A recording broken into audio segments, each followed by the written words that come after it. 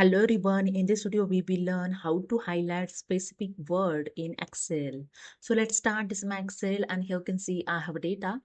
To simply select the entire data, select the first cell and drag with the mouse and select here entire data. Then go to the home tab.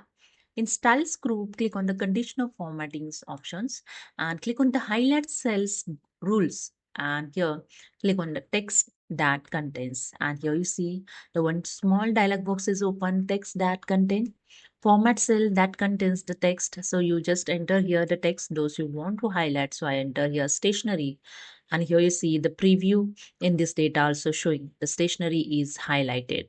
With this color, you can select here the different color, the yellow field, green field. So I select here the yellow field, dark yellow text, okay? And click on OK, and here you see you can easily highlight specific word, okay?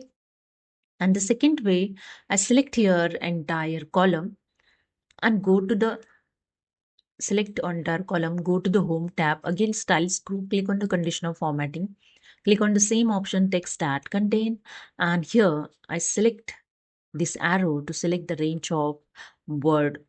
Okay, I select this arrow and I select here the pane. Okay, pane word, and you can see the B9.